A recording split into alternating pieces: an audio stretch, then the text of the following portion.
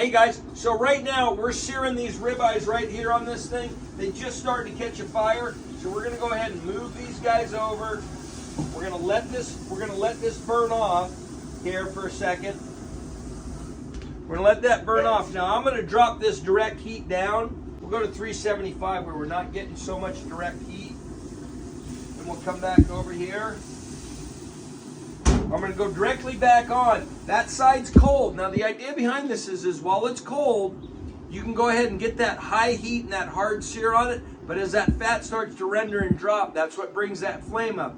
I know it looks dramatic when you see flame all over your steak, but it's not what you want. Because what's happening is that fat is rendering and it's volatilizing into a gas form, and as that flame catches it on fire, that's where you get the carcinogens, because you're not getting a clean burn on that oil that's coming off.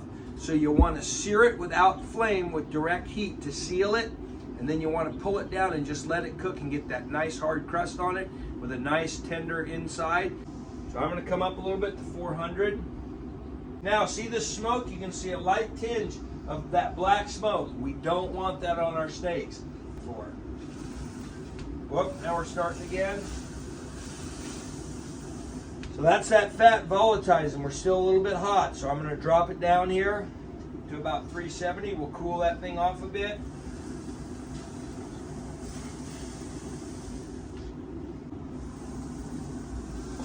See we're burnt out there? We'll direct heat it over that. So I know everybody's seeing these pictures of these steaks with flames all around it. It looks dramatic, but it's really not the way you want to sear a steak. You don't want that black smoke getting into your steak because of that uncooked, volatilized, rendered fat is not going to taste as clean as you'd like it to. So we're going to burn that off. There's still a lot of heat coming off of this, and I'm cooking this to feel. I'm not putting a probe temp in it. I'm cooking these guys to a feel. So we've pulled these off. You see this rebound and this bounce we're getting in this? That's going to be a rare steak. I'm going to let these stand for about 10 minutes. All right, so you can see we've just cut this steak, and you can see that this thing's rare, but you can see the value of that thick steak cut. We got a nice sear on the outside, but man, oh man, is that good. So, oh, that's delicious. Okay, so I'm going to separate this guy here. It's been all swing. Now I'm going to cut this. And you're going to be able to see that render as this gets cut.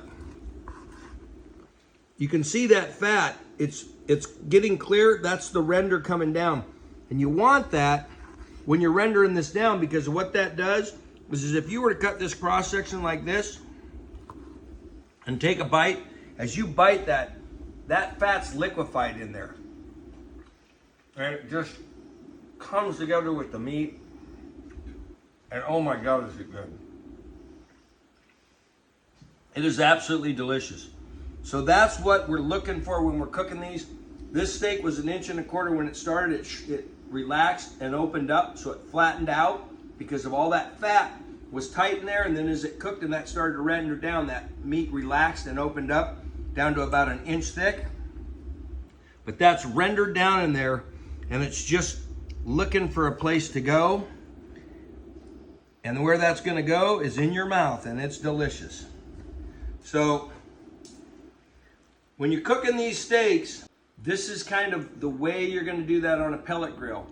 You're going to start high, you're going to lower it down as that stuff starts to flash, and get to this point here where you get that nice medium or rare, in this case rare steak. You take this bite, it's just a flavor burst of all those flavors coming together with that meat. If you like this video, go ahead and hit that button below. Share it with your friends. We hope to see you at knottywoodbbq.com and on Instagram at knottywoodbbq. Happy grilling.